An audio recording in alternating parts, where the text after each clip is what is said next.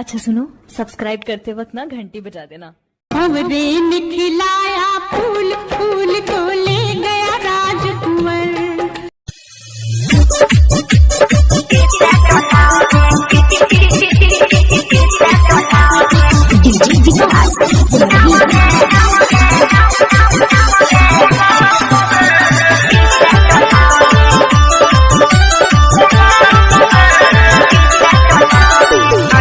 बंगाल से चल के हाथी के फल हम हो तोहर मन के आई बात नाचे बंगाल से चल के हाथी के फल हम हो तोहर मन के नहीं को बच्चे खावत जवानी भइल बा तोहर बोलावे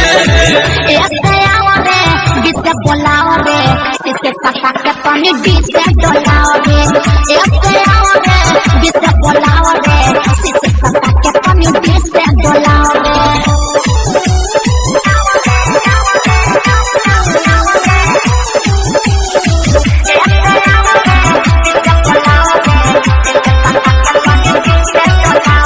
नचला पलहु कता चोली के पटिया आव हई धल मुंह में नाच तकिया अरे बबू हमारा लपुका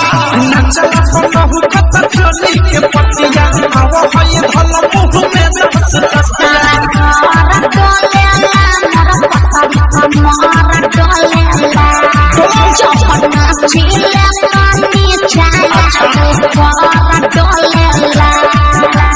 जागल बाते ताओ त कवनो भावना बोलावे ऐसे आओ रे बिसे बोलाओ रे सिसे सटा के पानी बिसे डोलाओ रे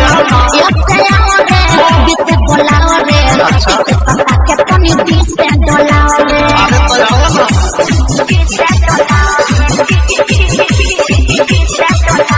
डायमंड रिकॉर्डिंग स्टूडियो जाना। पी के देखी हमर पीपी बाबा हम चाहतानी तोहरा के पाजा में धरा अरे सब पी के देखी हम